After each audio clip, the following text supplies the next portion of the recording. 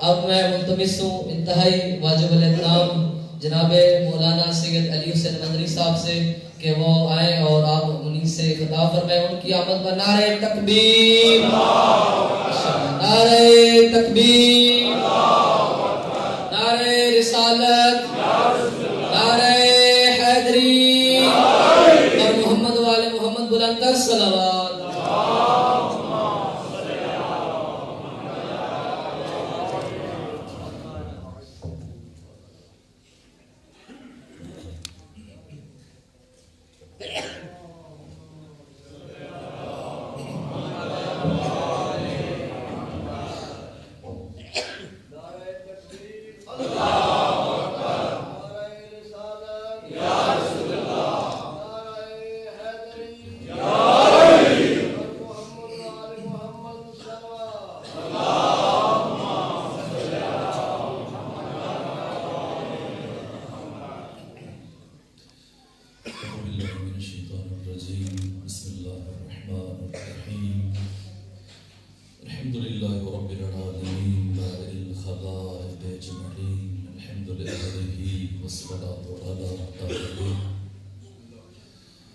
الصلاة والسلام على سيد الأنبياء والمرسلين العبد المؤيد الرسول المسدد المصطفى الأمجد الحبيب الأحمد النبي الأمي المكي المدني السراج المنير الكوكب الدري صاحب البقاء والسكينة المدفون بأرض مدينة سيدنا ونبينا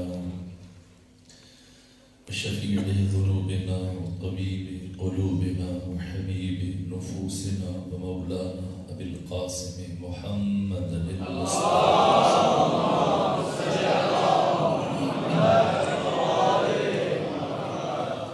وأهل بيته الأطيبين الأطهرين الأنجبين المعصومين المظلومين ورحمة الله على أحبابهم وأصحابهم وشيعتهم ومحبيهم ومواليهم أجمعين ولعنة الله على أعدائهم ومنكري فضائلهم وغاصب حقوقهم من شر عداوتهم إلى الآن ومن الآن إلى قيام يوم الدين وبعد يوم الدين.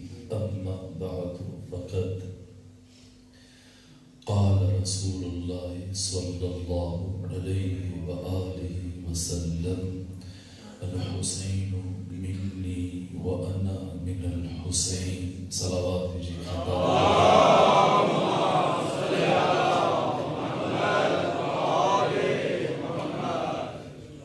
میں آج کی اس عظیم شب میں جبکہ آپ 3 شعبان کی مبارک لمحات کو گزار چکے، 4 شعبان کی اور آج 5 شعبان کی یہ نورانی شب ہے. یہ رات ہے کہ مسلسل قرآن ناطق کے نسخے اتر رہے ہیں. 3 شعبان میلاد عشق ہے کہ پروردگار نے سلطان عشق سرور و سالار شہیدان حسین ابن علی کو روئے زمین پر اتارا. 4 شعبان میلاد وفا ہے اور 5 شعبان میلاد عرفان ہے. امام العارفین زین العابدین سید الساجدین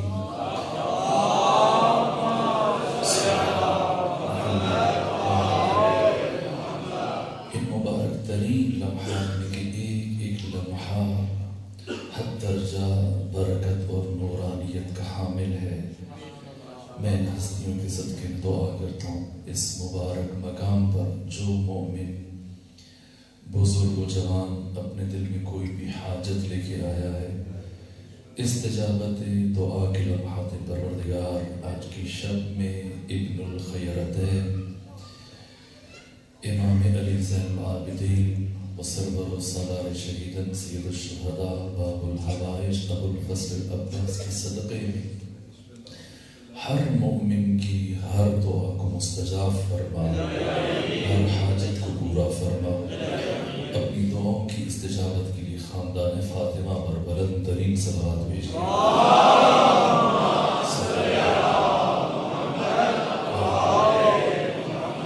آئیے محدود لمحات میں مل کے یہ سوچتے ہیں، سب سے پہلے 3 شعبان پروردگار نے اس دن کو منتخب کیا اپنے نور کے ظہور کے لیے۔ حسین ابن علی، کون ہے حسین ابن علی؟ پروردگار نے آپ کو کب اس روئے زمین پر اتارا اور فلسفہ ارسال نور حسین ابن علی کیا ہے؟ کیوں بھیجا حسین کو؟ اگر آقا نہ آتے تو کیا ہوتا؟ آئے تو کیا کیا؟ کوشش کروں گا کہ اس مختصر گفتگو میں بیان کر سکوں۔ پروردگار نے سب سے پہلے اس زمین پر ابو البشر آدم علیہ وعلی نبینا آلاف تحیت الثناء آپ کو زمین پر اتارا، 1000 سال زندگی گزاری جناب آدم نے روح زمین پر، پھر وفات ہوئی۔ اللہ کے پہلے بندے جو روئے زمین پر تشریف لائے نبی خدا آدم کی، اور جناب آدم کی وفات کے 6150 سال کے بعد پروردگار نے امام الانبیاء سید الرسل باعث تخلیق کون و مکان محمد مصطفیٰ صلی اللہ علیہ وآلہ وسلم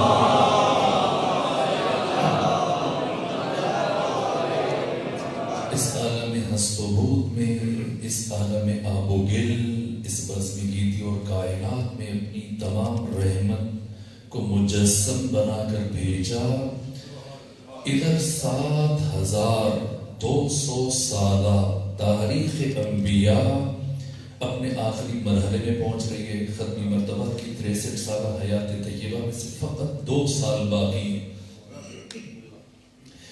اور 8 ہجری ختمی مرتبہ اپنے آبائی شہر جہاں آپ کی ولادت ہوئی تھی، یعنی مکہ معظمہ، جس شہر میں اپنی زندگی کے 53 سال گزارے تھے، لیکن ایک دن شب کے عالم میں، تاریکی کے عالم میں، تنہائی کے عالم میں دشمنوں نے آپ کو ہجرت پر مجبور کر دیا۔ وہ شہر، آپ کا آبائی مقام جہاں ختمی مرتبہ 53 سال گزار چکے تھے اور آپ کو ہجرت پر مجبور کیا گیا، اور آپ مکہ سے مدینہ تشریف لے کے آئے، اور پھر 8 سال گزرنے کے بعد یہی رسول جو شب کی تاریکی میں ہجرت پر مجبور ہوئے تھے، آج جب پلٹ کر دوبارہ مکہ کی طرف جا رہے ہیں، تو اب عالم یہ کہ ختمی مرتبت کے ساتھ حد نگاہ تک چاروں طرف سر ہی سر نظر آ رہے ہیں۔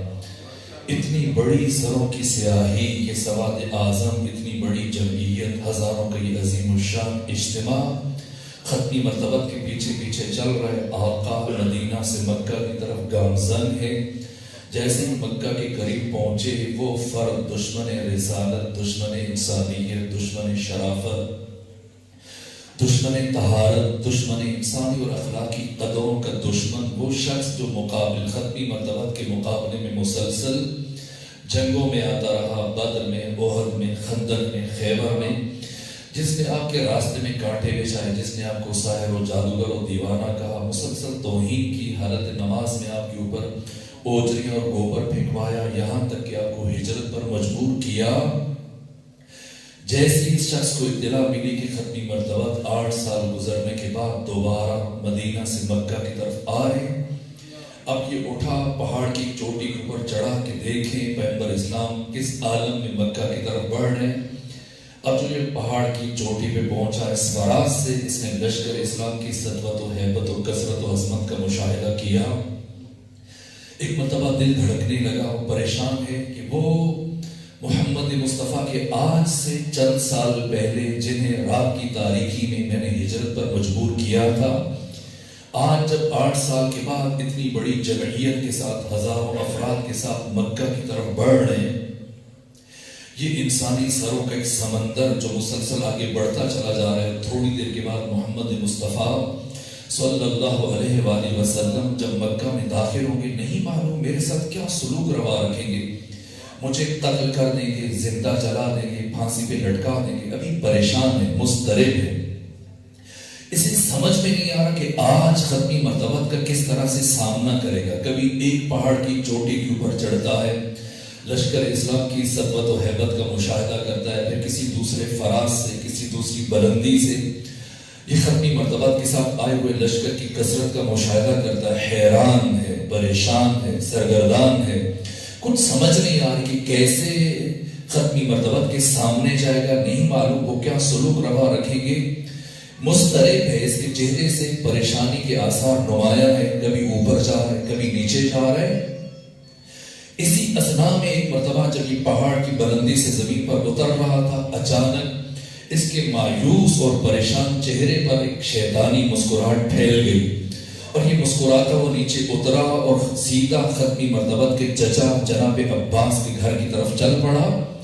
تک الباب کیا، جناب عباس سے ملاقات کی، کہا جناب عباس میں نادم ہوں، غلطی ہوئی، میں آپ کے بھتیجے محمد مصطفیٰ کے مقابلے میں جنگیں کرتا رہا، آئیے میرے شفیع بنے، مجھے اپنے ساتھ لے کر پیغمبر گرامی اسلام کی خدمت میں لے جائیے، میں معافی مانگنا چاہتا ہوں، کلمہ پڑھنا چاہتا ہوں، اسلام قبول کرنا چاہتا ہوں. عباس خوش ہوئے کہ ہمارا سب سے بڑا دشمن جو مسلسل ہمارے مقابلے میں برسر پیکار رہا، آج طائب ہو رہا ہے، شرمندہ ہے، اپنی غلطیوں کی معافی چاہتا ہے. خوشی خوشی اپنے ہمراہ لے کر چلے اس شخص کو ختمی مرتبت کی بارگاہ میں. ادھر سردار بنو امیہ اپنے زمانے کا ابلیس دل میں یہ سوچ رہا ہے کہ آج میں ختمی مرتبت کو دھوکہ دینے میں کامیاب ہو جاؤں گا، کیونکہ آج ابلیس اس کے پیکر میں مجسم ہو کر یہ سوچ رہا ہے اور منصوبے بنا رہا ہے کہ مسلسل جس دین کو مٹانے کے لیے 13 سال مکہ کے ساتھ کیے، 8 سال ختمی مرتبہ جب مدینہ میں رہے ان کے خلاف برسر پیکار رہا، میں اسلام کو نابود نہیں کر سکا، جبکہ مقابلے میں آتا رہا، جنگوں میں آتا رہا، تو آج میں اسلام کے پیکر کے اندر شامل ہو کر اسلام کی جڑوں کو بھی کاٹوں گا، اسلام کی شاخوں کو بھی کاٹوں گا، اسلام کے پیکر کو اندر سے کھوکھلا کروں گا، میں اسلام کو اندر سے نابود کروں گا. یہ منصوبہ بنا کر بارگاہ رسالت میں پہنچا اور اب پریشانی کے عالم میں سوچ رہے پتہ نہیں پیغمبر اسلام اس کی بات کو قبول کریں گے نہیں قبول کریں گے. پہنچا اور جا کے کہا یا رسول اللہ ہاتھ بڑھائیے، میں دوبارہ میں آپ کی خدمت میں حاضر ہوا تاکہ اپنی غلطیوں کی معافی مانگوں، اسلام قبول کروں. سوچ رہا تھا پتہ نہیں پیغمبر ہاتھ بڑھائیں گے نہیں بڑھائیں گے، میری بیعت قبول کریں گے میری بیعت قبول نہیں کریں گے، میرے اسلام کو قبول فرمائیں گے قبول نہیں فرمائیں گے. لیکن جیسے اس نے یہ خواہش کی، ان لفظوں کو زبان پر لایا، ختمی مرتبہ میں اپنا ہاتھ بڑھا دیا، اس نے پیغمبر کے ہاتھ کے اوپر ہاتھ رکھا، کلمہ پڑھا، پھر خوش ہو گیا، مسکرانے لگ گیا کہ آج وہ ختمی مرتبہ کو دھوکہ دینے میں کامیاب ہو گیا، مسلمانوں کو دھوکہ دینے میں کامیاب ہو گیا. رسول اسلام نے ہاتھ بڑھا دیا، اس کا مطلب یہ کہ وہ میرے اندرونی ارادوں سے باخبر نہیں ہے، ان کو نہیں اندازہ کہ آج سردار بنو امیہ اپنے اندر کیا منصوبے لے کے آیا ہے، کیا سوچ لے کے آیا ہے، کس ارادے سے اسلام کے لیے ہاتھ بڑھا رہا ہے. سوچ رہا ہے، خوش ہو رہا ہے، لیکن یہ کافر کی تدبیر ہے اور وہ اللہ کی تدبیر ہے.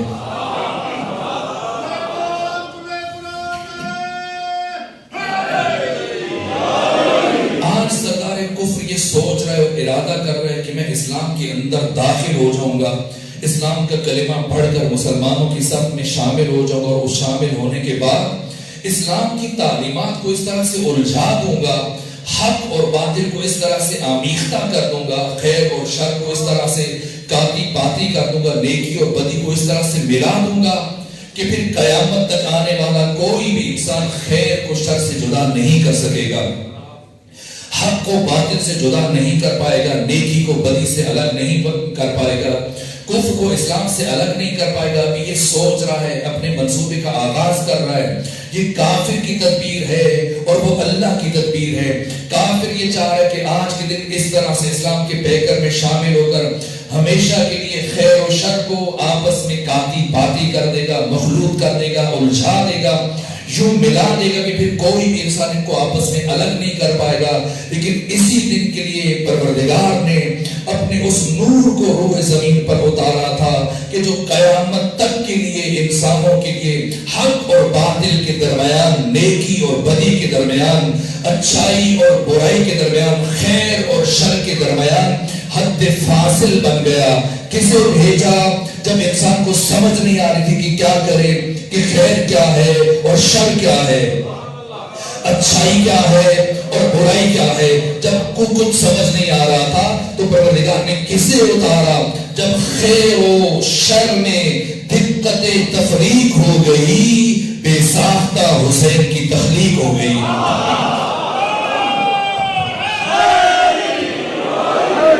اسی دن کے لیے پروردگار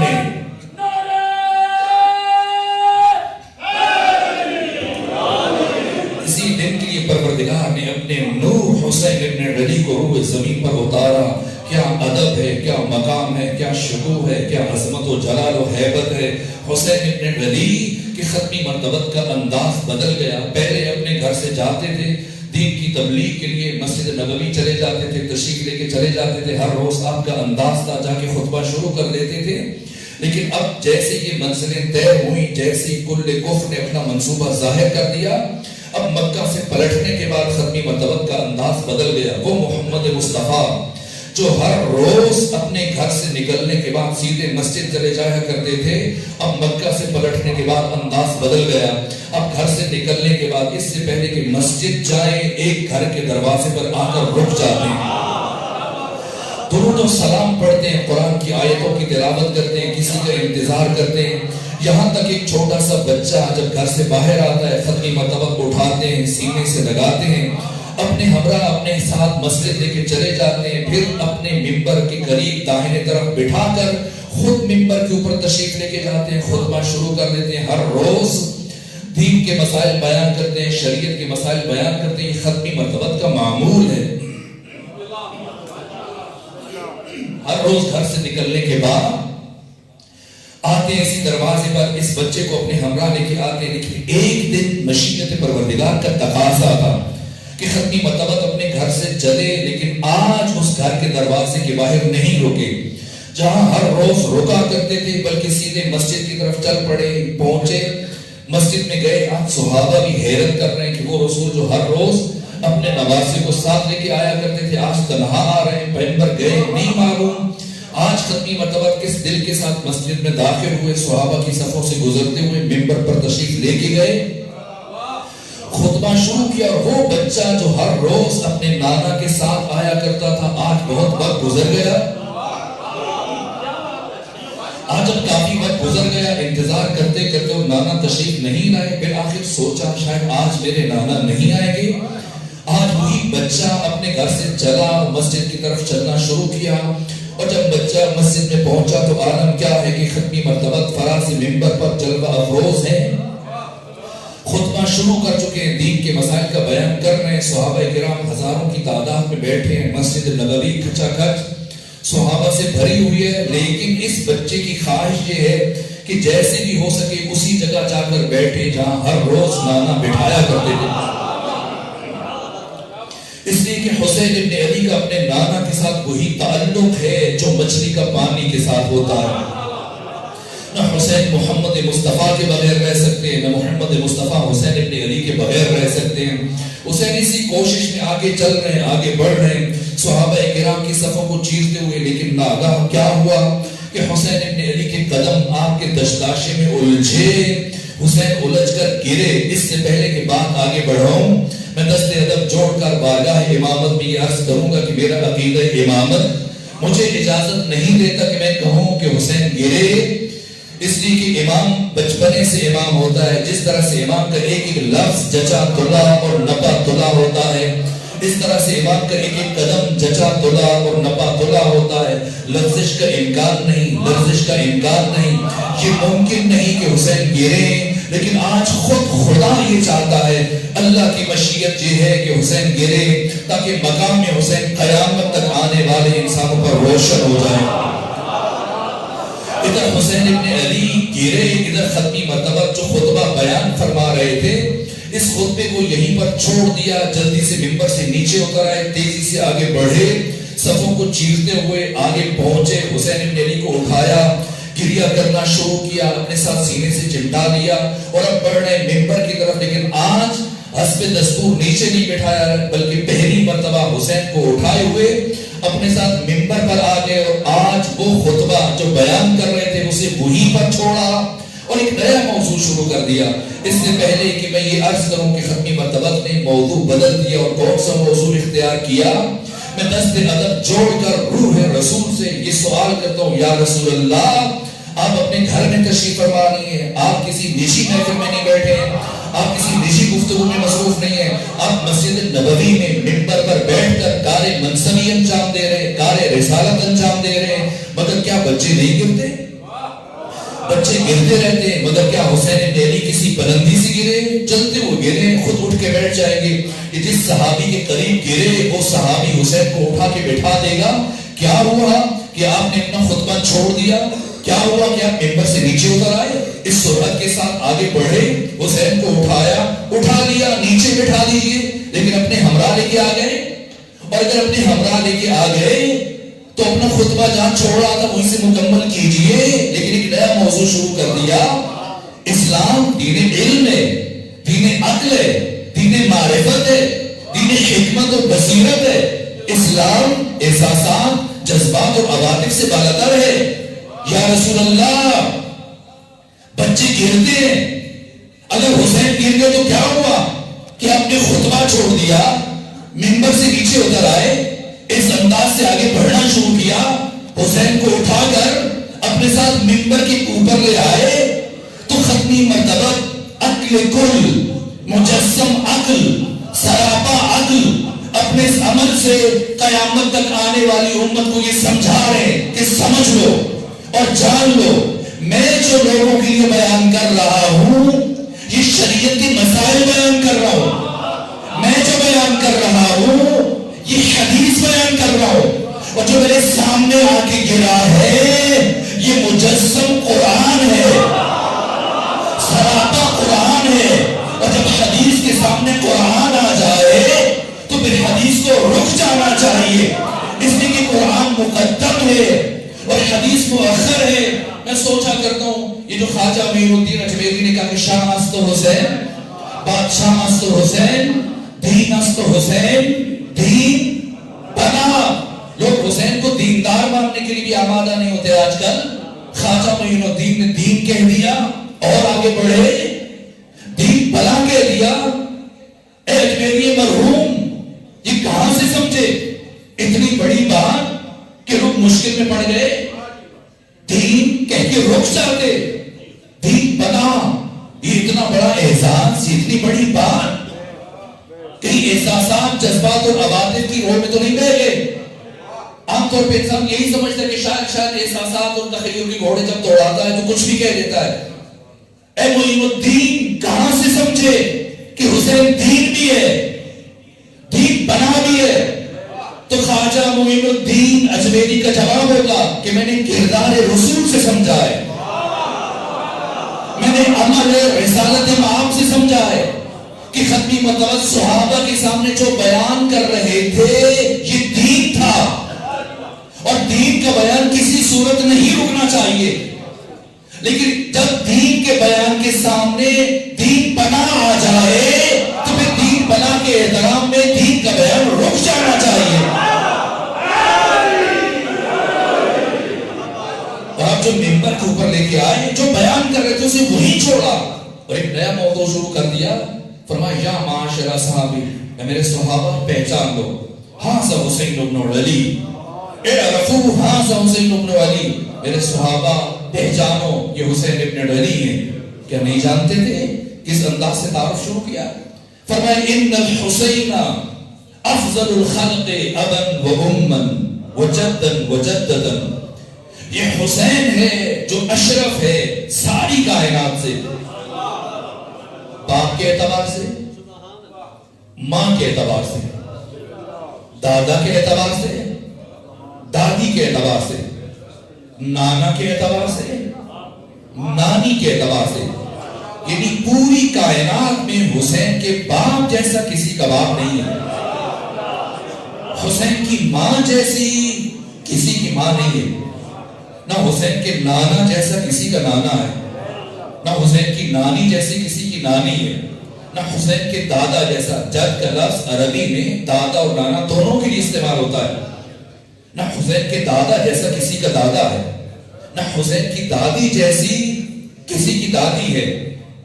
ضروری سمجھتا تھا کہ ان جملوں کی وضاحت کرتا، لیکن وقت ختم ہو رہے سے تیزی سے آگے بڑھ رہا ہوں. وہ پھر فرمایا ان الحسین مصباح الہدی والسفینۃ النجاۃ. یہ حسین ہدایت کا چراغ ہے، یہ حسین نجات کی کشتی ہے.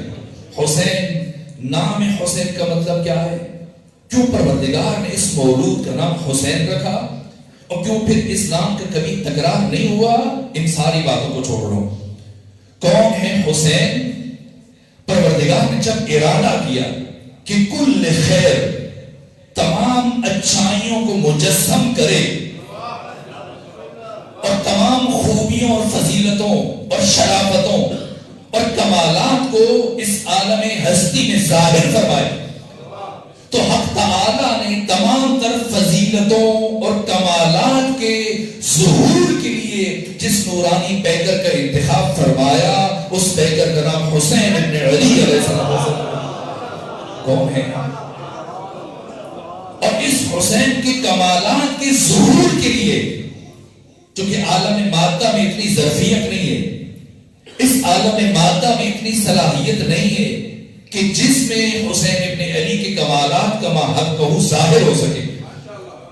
کیا امیر المومنین کے کمالات ظاہر ہو سکے؟ نہیں، ظرفیت نہیں ہے، یہ ایک الگ موضوع.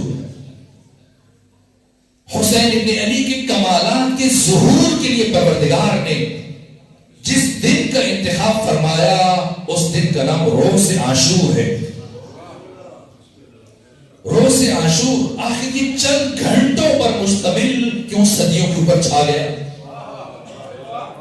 صبح عاشور سے لے کے عصر عاشور تک یہ کون ہے؟ یہ حسین کون ہے جس نے بشریت کو حیران کر دیا؟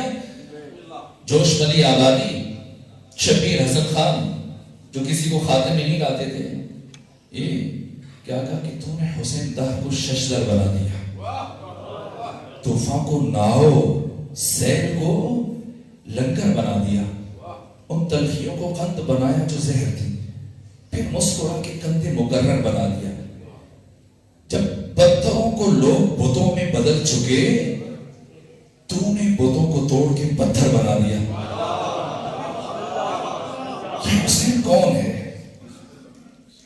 میرے عزیزوں، وقت بہت تیزی سے گزر رہا ہے، وہ مراحل نہیں چاہتا ہوں کہ بارگاہ حضرت ابوالفضل عباس تک بھی پہنچوں، لیکن چند نمونے. یہ جو میں نے جملہ کہا، اے کاش کہ میں اس کی گہرائی اور اس کا وزن آپ کی خدمت میں آ سکتا، کہ جب پروردگار نے چاہا کہ تمام فضیلتوں کو اپنی انتہائی حد پر لے جا کر ظاہر فرمائے، تو تمام فضیلتوں اور عظمتوں کے ظہور کے لیے جس پیکر کا انتخاب کیا وہ حسین ابن علی ہے. علم حسین، شرف حسین، طہارت حسین، عزت حسین، غیرت حسین، شجاعت حسین، سخاوت حسین. کس کس پہلو کو عرض کیا جائے؟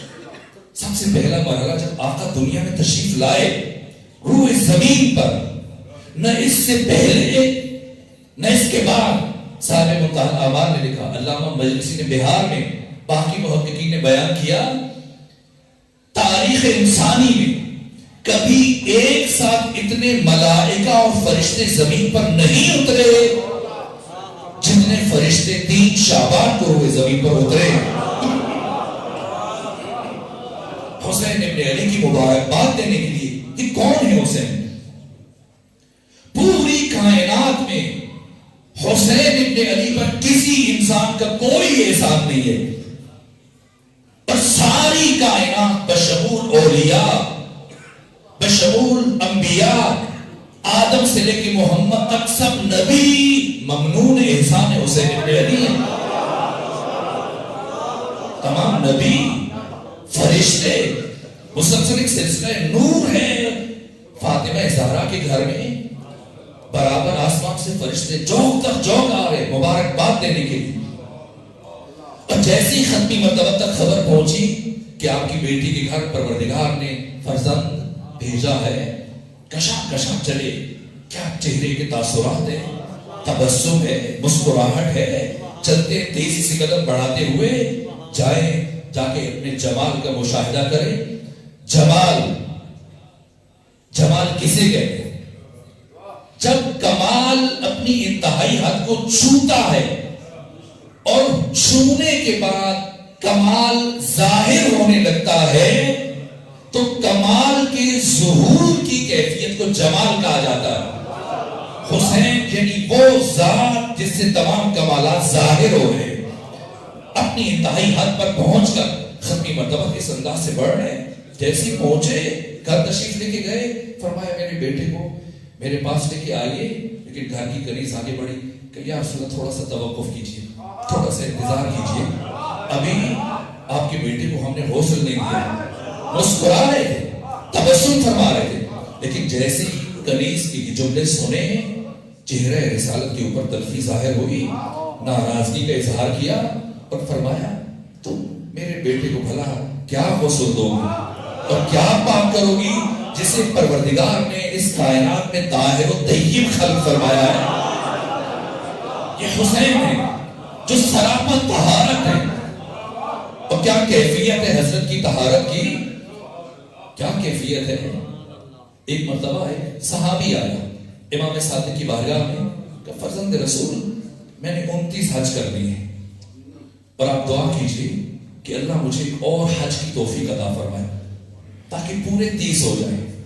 سنا بجائے سے کہ دعا دے کے پوچھا یہ تو بتاؤ 29 حج کیے اتزور قبر حسین ابن علی، کیا میرے جد حسین ابن علی کی زیارت کے لیے بھی گئے ہو؟ 29 حج تو کر لیے، کربلا بھی گئے ہو؟ کہ فرزند رسول میں کربلا ابھی تک نہیں جا سکا. چہرے پر برہمی کے آثار نمایاں ہوئے. فرمایا ارے تجھے کیا ہو گیا کہ تو اب تک اس حسین کی زیارت کے لیے نہیں گیا کہ خدا خود فوق عرش سے جس حسین کی زیارت کرتا ہے. اور زائر حسین سے خدا کیا فرماتا ہے؟ امام صادق فرما رہے ہیں جب زائر جا کر امام حسین کے گنبد کے نیچے کھڑا ہوتا ہے آپ کی قبر مبارک کے پاس اور زری کو چھوتا ہے تو خدا کیا فرماتا ہے؟ یا عبدی استعنف عملک، اے میرے بندے جا نئے سرے سے اپنے عمل کا آغاز کر، نئے سرے سے اپنی زندگی کا آغاز کر. اس لیے کہ صرف یوم کا یوم ولدت کا امک، آج تیری حالت وہی ہے جس دن تیری ماں نے تجھے دنیا میں پیدا کیا تھا. جس حسین کی زری کو چھو لینے کے بعد انسان اس قدر پاک ہو جاتا ہے گویا ابھی دنیا میں آ رہا ہے. اس حسین کی اپنی طہارت کا معیار کیا ہوگا؟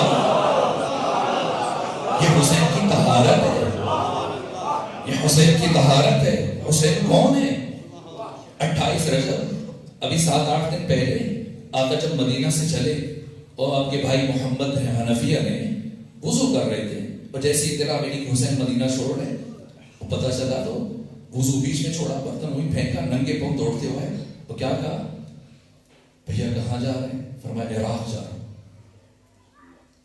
کہا عراق نہ جائیں، عراق نہ جائیں، یمن چلے جائیں، ہندوستان چلے جائیں، پہاڑوں کا کوئی علاقہ منتخب کر لیں، لیکن عراق نہ جائیے. کیا جواب دیا؟ صرف ایک لفظ کا، اس لفظ پہ غور فرمائیے. اے محمد حنفیہ سنو، شاء اللہ ان یرانی قتیلا، اللہ مجھے اپنے راستے میں شہید ہوتے ہوئے دیکھنا چاہتا ہے. کہا اگر یہ فیصلہ ہے آپ کا میں نہیں روک سکتا، لیکن کم سے کم مخدرات عصمت و طہارت کو ساتھ نہ لے جائیے. اب کیا فرمایا؟ یہ جملہ بھی امام حسین کا ہے کہ سنو حنفیہ، شاء اللہ ان یراہن سبایا، اللہ کا ارادہ ہے، اللہ کی مشیت یہ ہے کہ وہ ان بیویوں کو اپنے راستے میں اسیر ہوتے ہوئے دیکھنا چاہتا ہے۔ کیا فرمایا؟ شاء اللہ ہو۔ بظاہر انسان سمجھتا ہے مورخ یہی لکھے گا، لیکن حسین خود اپنا تعارف کروا رہے ہیں۔ مورخ یہی لکھے گا کہ 28 رجب کو حسین نے مدینہ چھوڑا، لیکن بظاہر حسین نے مدینہ چھوڑا، بباطن اللہ کا ارادہ اپنا سفر شروع کر رہا ہے۔ حسین ارادہ خدا، حسین مشیت خدا۔ اور جب 3 محرم کو کربلا پہنچے، کس نے راستہ روکا ہے؟ حر ابن یزید الریاحی نے راستہ روکا، اور اس کے بعد خود شرمندہ ہے کہ مجھ سے غلطی ہوئی، اور مسلسل 8 دن تک حر کے اندر ایک جنگ رہی، اور 10 محرم کی صبح میں اپنے بیٹے غلام کے ساتھ آنکھوں پہ پٹی باندھ کے پہنچا بارگاہ حسینی میں، اور ہاتھ باندھے وہ کیا کہہ رہے ہیں؟ کیا میری توبہ قبول ہو سکتی ہے؟ کیا آپ مجھے معاف کر دیں گے؟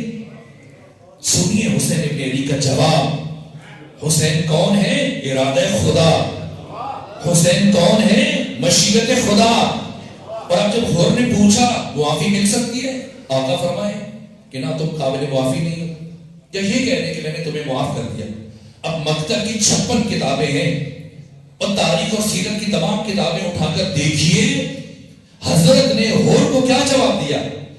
نہ یہ کہا کہ تو لائق معافی نہیں ہے، نہ یہ فرمایا کہ میں تجھے معاف کرتا ہوں۔ کیا فرمایا؟ فرمایا اے حر جا، اللہ نے تجھے معاف کر دیا۔ حسین ارادہ خدا ہے، حسین مشیت خدا ہے، حسین اللہ کی رضا کا دوسرا نام ہے، حسین عزت خدا کا مظہر ہے، حسین غیرت خدا کا مظہر ہے۔ روز عاشور ایک مرتبہ ایک ایسا مرحلہ آیا، دیکھیے جو کربلا میں مرنے سے زیادہ مشکل کام جینا تھا، اور کربلا میں کس پر زیادہ مصائب آئے؟ مقتل نگاروں نے لکھا ہے جو سب سے آخر میں شہید ہوا اس کے مصائب سب سے زیادہ ہیں۔ علی اکبر کی پیاس ختم ہو گئی، عباس کی پیاس ختم ہو گئی، علی اصغر کی پیاس ختم ہو گئی، حسین کب تک پیاسے ہیں؟ یہاں تک کہ سید ابن طاؤس نے اللحوف میں لکھا کہ آخری لمحات میں حسین ابن علی کی پیاس اس قدر بڑھ چکی تھی کہ حضرت جب آسمان کی طرف نگاہ اٹھاتے تھے تو آسمان حضرت کو دھوئیں کی شکل میں نظر آتا تھا، اور جب سانس باہر آتی تھی تو جو لگتا تھا جیسے اندر کوئی شے جل رہی ہے، ایک ایسی کیفیت۔ لیکن کسی کا کسی کے ساتھ جھگڑا ہو جائے انسان مقاومت دکھاتا ہے بہت دیر تک، لیکن پھر آخر ایسا مرحلہ آتا ہے کہ انسان کی ہمت جواب دے جاتی ہے۔ میں نے کہا کربلا میں مرنے سے زیادہ مشکل کام جینا ہے۔ جب سب گنج شہداء میں سو گئے، تنہا حسین ہے ایسے عالم میں کہ شدت پیاس کا غلبہ ہے، اس لیے کہ جیسے جیسے انسان کا خون بہتا ہے پیاس اتنی شدید انسان کو اذیت کرتی ہے۔ یہ خدا کی طرف سے، چونکہ پانی خون کی کمی کو پورا کرتا ہے، پیاس کی شدت بڑھ جاتی ہے، جسم کا اکثر خون بہ چکا ہے، سر سے لے کے پاؤں تک زخموں سے چور ہے۔ پیاس کی یہ کیفیت ہے۔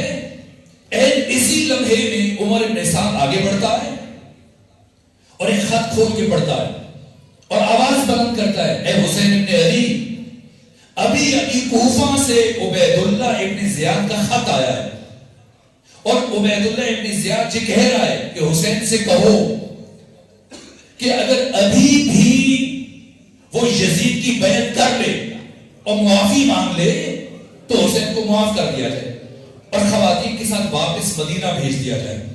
جیسے یہ جملہ سنا حسین ابن علی نے، امام عزت نے، امام غیرت نے، مشیت خدا نے، اللہ کے ارادے نے، اللہ کی رضا نے، جیسے یہ جملہ سنا 3 دن کے سوکھے گلے سے اب جو حسین کی آواز بلند ہوئی پورے صحرائے فرات میں سنی گئی، ہزاروں فوجیوں کے کانوں تک پہنچی۔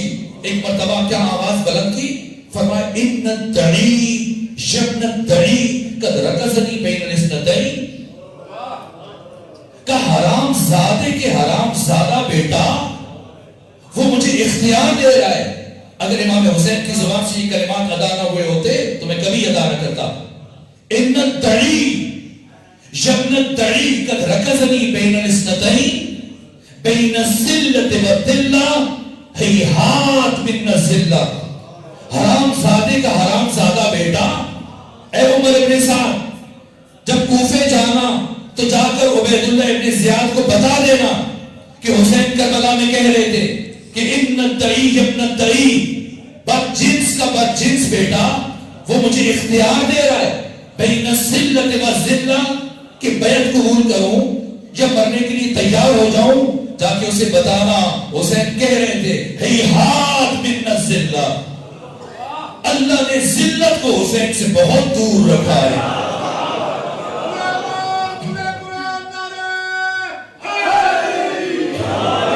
حسین غیرت الہیہ کا مظہر، حسین عزت الہیہ کا مظہر۔ اب جنگ کرنے کے لیے آمادہ ہوئے، عباس شہید ہوئے، حسین نے تلوار نہیں اٹھائی۔ قاسم کی لاش کے ٹکڑے چن لیے، تلوار نہیں اٹھائی۔ علی اصغر ہاتھوں پہ ذبح ہو گئے، تلوار نہیں اٹھائی۔ اب تلوار اٹھانی تاکہ کربلا کی تاریخ مکمل ہو جائے، لیکن تلوار اٹھانے سے پہلے عجیب کام کیا۔ اپنے ذوالجناح کو جا کر خیمے کے اندر باندھا اور رسول اسلام کے ناقہ کو منتخب کیا، رسول کا امامہ پہنا، رسول کی عبا کندھوں پہ رکھی اور ناقہ پر سوار ہو کر دوبارہ لشکر عمر ابن سعد کے سامنے آئے اور اب خطبہ دیا اتمام حجت کے طور پر۔ کربلا میں آقا حسین نے آخری خطبہ دیا اور جب خطبہ دے چکے دیکھا ایک فرق بھی منقلب نہیں ہوا۔ ایک جملہ ارشاد فرمایا، فرمایا جانتا ہوں آج کے دن تم میں سے کسی پر میرے کلام کا اثر نہیں ہوگا، میری نصیحت کا اثر نہیں ہوگا، اس لیے جس شکم میں لقمہ حرام داخل ہو چکا ہو اس پر حسین جیسے انسان کی بھی نصیحت اثر نہیں کر سکتی۔ بس ایک بات بتا دو، تم میرا ساتھ نہ دو، بس میرے ایک سوال کا جواب دو کہ تم سب کیوں میرے قتل پر جمع ہوئے ہو؟ جیسے حضرت نے یہ سوال پوچھا سب نے بیک زبان ایک جواب دیا۔ کیا جواب دیا؟ کہا اے حسین بغضاً لأبیک، تیرے باپ علی کی دشمنی میں۔ سمجھیں گے حسین ابن علی نے یہ اعتراف کیوں لیا؟ یاد ہے جب آقا مدینہ چھوڑ رہے تھے، بس آخری جملے عرض کر رہا ہوں، کیا فرمایا تھا؟ وَأُسِيرُ بِسِيرَةِ جَدِّي رسول اللہ، کہ میں اپنے اس قیام میں اپنے نانا محمد مصطفیٰ کی سیرت پر عمل کروں گا۔ اور اب حضرت نے تلوار اٹھانی ہے، جنگ کرنی ہے، لیکن جنگ کرنے سے پہلے دشمن سے عجیب اعتراف لے رہے ہیں، کیوں میرے قتل پر جمع ہوئے ہو؟ کس لیے؟ رسول کی سیرت کو زندہ کرنا۔ یاد ہے 6 کتابیں برادران اہل تسنن کی، صحیح بخاری، مسلم، ترمذی، ابن ماجہ، ابن داؤد اور سنن نسائی۔ اور صحیح مسلم اور صحیح بخاری کے بعد دوسرے مرحلے میں جس کتاب کو سواد اعظم کی اہمیت حاصل ہے یہ امام نسائی کی کتاب ہے، صحاح ستہ، ان 6 کتابوں میں سے یہ امام نسائی جنہوں نے سنن نسائی تحریر کی، ان کی اور کتاب ہے جس کا نام ہے خصائص علی، جس کتاب کو لکھنے کی پاداش میں اہل شام نے ان کی پسلیاں توڑ دی تھی اور اسی وجہ سے شہید ہوئے تھے۔ اپنی اس کتاب میں انہوں نے ایک عجیب روایت کو بیان کیا، کہا کہ رسول اسلام کے ایک جوان صحابی ہے جس کا نام ہے بریدہ رضی اللہ تعالیٰ عنہ۔ کہا کہ ایک دن یہی صحابی پیغمبر کے سامنے آیا، بیٹھا اور کہا یا رسول اللہ ایک سوال ہے، ایک بات پوچھنا چاہتا ہوں۔ پیغمبر نے فرمایا پوچھو بریدہ، کیا بات ہے؟ اب بریدہ سوچ میں، لیکن کبھی ایسی بات ہوتی ہے کہ انسان دیکھ کر نہیں پوچھ سکتا۔ آپ اپنے کسی پیر کے پاس جاتے ہیں، کسی مرشد کے پاس، کسی عارف کے پاس، عالم کے پاس، کبھی ایسی بات ہوتی ہے جو انسان دیکھ کر نہیں کر سکتا. بریدہ نے سر جھکایا، بس سر جھکانے کے بعد کہ یا رسول اللہ میں ہر روز آپ کی زبان سے علی ابن ابی طالب کی کوئی نہ کوئی فضیلت سنتا ہوں، حدیث سنتا ہوں، لیکن اس کے باوجود میں اپنے دل میں علی ابن ابی طالب کے لیے کینہ محسوس کرتا ہوں، بغض محسوس کرتا ہوں، دشمنی محسوس کرتا ہوں، عداوت محسوس کرتا ہوں. یہ کہا اور اب جواب کا انتظار کر رہے ہیں کہ رسول کیا جواب دیتے ہیں. امام نسائی نے لکھا بہت وقت گزر گیا لیکن رسول اسلام نے کوئی جواب نہیں دیا. یہاں تک کہ بریدہ سوچ میں پڑے کہ رسول کیوں جواب نہیں دے رہے. یہ دیکھنے کے لیے بریدہ نے سر اٹھایا. اب جو سر اٹھایا تو رسول اسلام کے چہرے کی کیفیت بہت عجیب ہے. غصے سے سرخ ہے اور اگرچہ سردیوں کا موسم ہے لیکن مسلسل پسینے کے قطرے زمین پر گر رہے ہیں. بریدہ گھبرا گیا، پریشان ہوا. وہ کہا یا رسول اللہ مجھ سے غلطی ہوئی، مجھے معاف کر دیجیے. لیکن پیغمبر خاموش ہے. امام نسائی نے لکھا خاموش ہے. اب بریدہ نے سوچا کہ بات غلطی سے آگے بڑھ چکی ہے کہ یا رسول اللہ مجھ سے گناہ ہوا، میں توبہ کرتا ہوں اور آپ سے معافی مانگتا ہوں. لیکن گناہ کے اعتراف کے باوجود پیغمبر خاموش ہے. اب بریدہ گھبرائے اور جب کچھ سمجھ نہ آیا کہ رسول اسلام کو کیسے راضی کریں کہ یا رسول اللہ ہاتھ بڑھائیے، میں آپ کے ہاتھ پر دوبارہ اسلام کی بیعت کرتا ہوں اور دوبارہ سے کلمہ پڑھتا ہوں. اور امام نسائی نے کیا لکھا؟ کہا کہ جب بریدہ نے یہ بات کہی تو پیغمبر نے اپنا ہاتھ بڑھا دیا. یعنی پیغمبر کی نگاہ میں علی کا دشمن کافر ہے. اگر یہ بات پہنچی ہو اب سمجھیے گا کہ حسین کربلا میں کیا کر رہے ہیں. ابھی تلوار اٹھانی ہے لیکن تلوار اٹھانے سے پہلے یہ عجیب اعتراف اور اقرار لے رہے دشمن سے. کیوں جمع ہوئے ہو میرے قتل پر؟ اور سب نے بیک زبان کیا جواب دیا؟ بغضاً لأبیک، تمہارے باپ کی دشمنی میں، علی کی دشمنی میں یہ اقرار کیوں لیا؟ اس لیے کہ اگر حسین ابن علی یہ اقرار نہ لیتے تو آج مورخ لکھ دیتا کہ حسین نے مسلمانوں پر تلوار چلائی. تلوار چلانے سے پہلے حسین نے اپنے دشمن سے اس کے کفر پر مہر تصدیق ثبت کروائی. علی کے دشمن ہو، اب تلوار اٹھاؤں گا. اور اب جو تلوار اٹھائی کیا کیفیت ہے حضرت کی شجاعت کی. سید ابن طاؤس نے دیکھا جب حضرت حملہ کرتے تھے تو میلوں دور تک آگے بڑھ جاتے تھے، یہاں تک کہ 12 کلومیٹر دور مقام ذوالکفل تک دشمن کے لشکر کو دھکیلتے ہوئے لے کے چلے گئے. اور ہم جس طرح بڑھ رہے تھے ساری سر نظر آ رہے تھے. یہاں تک کہ ابو الاسد حفیظ جالندری پاکستان کے قومی ترانے کے خالق، میں مسلسل صفحہ و شب بیداری کی باعث مجھ سے پڑھنے میں دقت ہے لیکن آپ کی عمدہ سماعت نے میرا ساتھ دیا اور میں کچھ عرض کرنے میں کامیاب ہوا. بس آخری چند جملے عرض کر رہا ہوں. ابو الاسد حفیظ جالندری پاکستان کے قومی ترانہ لکھا، وہ بھی روز عاشور سید الشہداء کی اس کیفیت کو نظر انداز نہ کر سکے. خود سید مہدی بحر العلوم یہ فرماتے ہیں کہ میں آج تک درک نہیں کر پایا کہ علی ابن ابی طالب بڑے شجاع ہیں یا آپ کے بیٹے حسین ابن علی بڑے شجاع ہیں. کیا کیفیت ہے؟ روز عاشور جس طرح بڑھ رہے ہیں، آواز بلند کر رہے ہیں. 3 دن کے پیاسے کی جنگ دیکھو، اس کی جنگ دیکھو جس کے جوان بیٹے کو تم نے قتل کر دیا، جس کے بھائی کے بال و بازو کو تم نے قلم کر دیا. بڑھتے جا رہے ہیں. ابو الاسد حفیظ جالندری نے اس کیفیت کے لفظوں سے بیان کیا کہ لباس میں پھٹا ہوا، غبار میں اٹا ہوا، تمام جسم نازنی چھدا ہوا، کٹا ہوا. یہ کون سی وقار ہے، بلا کا شاہ سوار ہے کہ ہے 1000 قاتلوں کے سامنے ڈٹا ہوا. جبریل جمی حسین ہے، نبی کا نور عین ہے. یہ کون حق پرست ہے، میں رضا میں مست ہے کہ جس کے سامنے کوئی بلند ہے نہ پست ہے. ادھر 1000 گھات ہے، مگر عجیب بات ہے کہ 1 سے 1000 کا بھی حوصلہ شکست ہے. یہ بن حسین ہے, نبی کا نور عین ہے. ادھر سپاہی شام ہے, 1000 انتظام ہے. ادھر ہے دشمنان دین, ادھر فقط امام ہے. مگر عجیب شام ہے, غضب کی آن بان ہے کہ جس طرف اٹھی ہے دیکھ بس خدا کا نام ہے. یہ بن یقین حسین ہے, نبی کا نور عین ہے. یہ حضرت کی شجاعت ہے. جیسا ڈاکٹر عباس محمود اقال مصر کے مایہ ناز اہل سنت کے بہت بڑے عالم ہیں.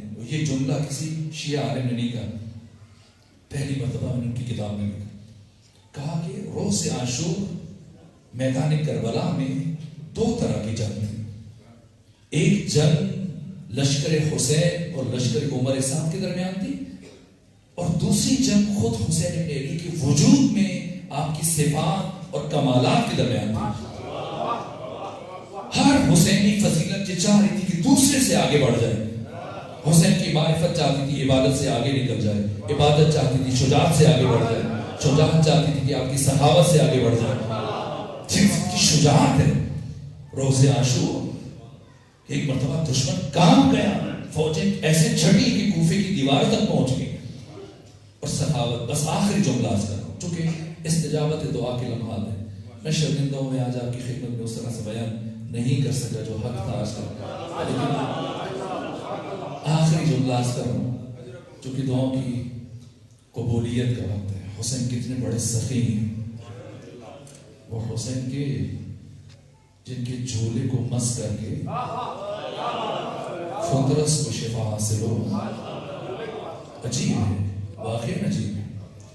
یہ حسین ابن علی کیا سخاوت ہے, چونکہ ہاتھ پھیلانے ہیں, مانگنا ہے خدا سے, آقا سے مانگنا ہے, تو پہلے سمجھنا ہے کہ حسین کی عطا وہ حسین کا بچپن ہے کہ جس نے ایک بیٹے کی خواہش لے کے آیا تھا, اس کو بن مانگے 7 عطا کر دیے. کبھی کوئی سوالی آقا کی بارگاہ سے خالی ہاتھ واپس نہیں گیا. لیکن جو حضرت کی عطا مجھے حیران کر دیتی ہے, اپنی شہادت سے کچھ دیر پہلے پر یہی جملہ, اور اس کے بعد میں جو دعائیں ہیں آپ سب کی طرف سے آقا کے وسیلے سے اللہ کی بارگاہ میں پیش کریں گے.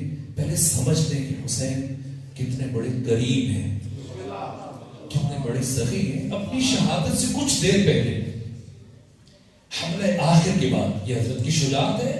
اتنا روب طاری ہوا ہزاروں کے لشکر پر کہ اب فوجیں بپھر گئی, سمٹ گئی, پھیل گئے ہر طرف, اور اب کوئی قریب نہیں آ. اب آ کے بیٹھے حضرت خاک کربلا پر, اپنی شمشیر کو گاڑا اور خود قبضہ شمشیر پر پیشانی کو ٹیک دیا. اور حسین محو فکر ہے, محو خیال ہے, اور زمزمہ کر رہے ہیں. کیا کلمات ہیں, کبھی عرض کروں, بہت عجیب کلمات ہیں جو ان اوقات میں حضرت کی زبان سے ادا ہوا. اور دشمن آہستہ آہستہ پلٹ کر دوبارہ اکٹھا ہونا شروع ہوا, اور اب ایک بہت بڑے دائرے کی شکل میں حضرت کے قریب میں سمٹ کر یہ فوجی پلٹ کے آ رہے ہیں. عمر ابن سعد کے سپاہی آ رہے ہیں. ایسے میں جبکہ ہزاروں سپاہی بہت فاصلے پہ دور دائرے کی شکل میں کھڑے ہیں, وسط میں آقا حسین شمشیر کو خاک کربلا میں گاڑے, قبضہ شمشیر پہ پیشانی ٹیکے ہوئے مصروف فکر ہیں. ایسے عالم میں ایک اجنبی مسافر صفوں کو چیرتا ہوا آگے بڑھا کہ بتاؤ وہ باغی کہاں ہے, بتاؤ وہ خارجی کہاں ہے. سب نے اشارہ کیا وہ بیٹھا ہے. اب یہ پوچھتے ہوئے آگے بڑھ رہا ہے, اور قریب آ کے اس نے آقا کی خدمت میں سلام عرض کیا. جیسے اس نے سلام کیا, حضرت نے پہلی مرتبہ قبضہ شمشیر سے سر اٹھایا, اس کے سلام کا جواب دیا, اور جواب دینے کے بعد فرمایا تو مجھے اجنبی معلوم ہوتا ہے, مسافر معلوم ہوتا ہے, بتا کہ تو کون ہے اور کہاں سے آیا. کہا میں کربلا کے اطراف میں ایک دیہات ہے, وہاں کا رہنے والا تاجر ہوں. میں پہلے کی طرح سفر تجارت پر گیا ہوا تھا, اور پلٹا جب تو میری ایک بیٹی ہے 3-4 سال کی. جب بھی میں پلٹ کے آتا ہوں وہ اس طرح سے والہانہ استقبال کرتی ہے کہ میرے سفر کی ساری تھکاوٹ دور ہو جاتی ہے. لیکن آج پہلی مرتبہ جب میں پلٹ کے آیا تو اس نے پہلے کی طرح سے میرا استقبال نہیں کیا. بلکہ تعجب سے میرے سامنے آ کر کھڑی ہو گئی. مجھ سے پوچھا بابا آپ یہاں پر کیا کر رہے ہیں؟ میں نے پوچھا میرا گھر ہے, میں سفر سے لوٹا ہوں. کہا بابا میں نے سنا ہے کہ کسی خارجی نے قریب نینوا میں کربلا نامی جگہ میں خروج کیا اور تمام مسلمان اس باغی اور خارجی کو قتل کرنے کے لیے جمع ہوئے ہیں. اے بابا آپ بھی جائیے اور مسلمانوں کے دشمن کے ساتھ جا کے آپ بھی مقابلہ کیجیے. خود دوڑتی ہوئی گئی اور میری تلوار لا کے مجھے دی. اور جب میں تلوار لے کر یہاں پہنچا ہوں, سب سے پوچھوں مجھے بھی دکھاؤ وہ خارجی کہاں ہے, وہ باغی کہاں ہے. سب نے آپ کی طرف اشارہ کیا, لیکن آپ کو قریب سے دیکھنے کے بعد مجھے نہیں لگ رہا کہ آپ خارجی ہیں, آپ باغی. اگر ممکن ہو تو اپنا تعارف کروا دیجیے. فرمایا سنو میں کوئی باغی یا خارجی نہیں, میں تمہارے نبی کا نواسا ہوں حسین ابن علی. جیسی تعارف ہوا اس تاجر نے کہا اجازت دیجیے کہ میں جہاد کرتے ہوئے آپ کی نصرت میں شہید ہو جاؤں, مجھے اس میں جہاد دیجیے. فرمایا میری اجازت نہیں, جلدی سے کربلا کی حدود سے باہر نکل جاؤ. میں کچھ لمحوں کے بعد صدائے استغاثہ بلند کرنے لگا. جس کے کان میں صدائے استغاثہ پہنچے گی اس پر نصرت کرنا واجب ہو جائے گا. اس سے پہلے کہ آواز بلند ہو جلدی سے حدود کربلا سے نکل جاؤ. حضرت کے حکم کو سن کر یہ تاجر پلٹا. ابھی چند قدم طے کیے. حسین کی کریمی سخی وہ ہے جو مانگنے پر عطا کرے, کریم وہ ہے جو بن مانگے عطا کرے. جب حسین کی بارگاہ میں آئے اور آقا کے وسیلے سے مانگنے کے لیے کون ہے حسین, پہلے مزاج حسینی کو سمجھنا.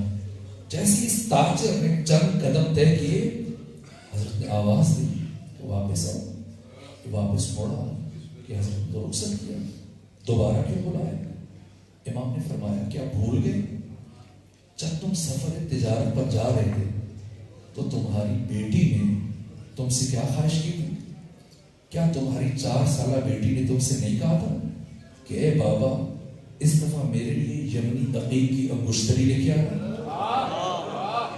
اب حسین ابن علی نے اپنی انگلی سے انگوٹھی اتاری, کہ یہ لے جاؤ, جا کے اپنی بیٹی کو دے دینا, اسے بتا دینا کہ وہ کوئی خارجی نہیں تھا, باغی نہیں تھا, تمہارے نبی کا نواسا حسین ابن علی تھا. میرے عزیزوں وہ حسین کی جو بن مانگے عطا کرتے ہیں. میں شرمندہ ہوں آقا حضرت ابو الفضل عباس سے متعلق کچھ نہ عرض کر سکتا, ایک جملہ عرض کر دوں. باب الحوائج حضرت ابو الفضل عباس کی خدمت میں حسین کو اللہ نے کیوں اتارا اور حسین کے بعد بلا فاصلہ اللہ نے عباس کو کیوں بھیجا اس دنیا میں, ایک جملے میں عرض کروں گا اور یہی جملہ کافی ہو جائے گا. اللہ نے اس زمین پر حسین کو اس لیے اتارا تاکہ انسانوں کو اللہ کی معرفت حاصل ہو جائے, اور اللہ نے حسین کے بعد عباس کو اس لیے بھیجا تاکہ انسانوں کو حسین ابن علی کی معرفت حاصل ہو جائے. پروردگار سرور و سالار شہیدان حسین ابن علی کے صدقے میں, باب الحوائج حضرت ابو الفضل عباس کے صدقے میں آج کی جس نورانی بزم کا انعقاد کیا گیا, پروردگار ہماری اس عبادت کو اپنی بارگاہ میں قبول فرما. پروردگار ہماری اس عبادت کے لیے اپنی بارگاہ سے اجر عظیم قرار دے.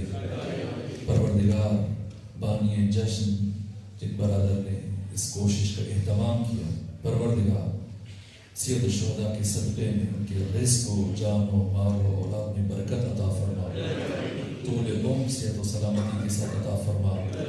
پروردگار جتنے حاضرین اس نورانی محفل میں بیٹھے ہیں سب پر اپنی خاص نعمتوں رحمتوں و برکتوں کا نزول فرما.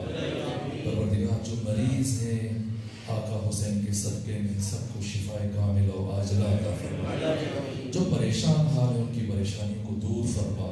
جو مقروض ہیں ان کے قرض ادا فرما. جو بے اولاد ہیں انہیں اولاد صالح عطا فرما. پروردگار آج کی مبارک شب میں ہم سب کو گناہوں کی قید سے رہائی عطا فرما. ہمارے والدین کے گناہوں کو معاف فرما. ہم سب کو نعمت تقویٰ عطا فرما. پروردگار فرزند حسین ابن علی امام زمانہ کے ظہور نے تعجیل فرما، امام کے سپاہیوں کی حفاظت فرما، بالخصوص امام زمانہ کے وہ سپاہی کی جو شام میں ثانیہ زہرا کے حرم کے دفاع میں مصروف ہیں، پروردگار ان مجاہدین کو کامیابیاں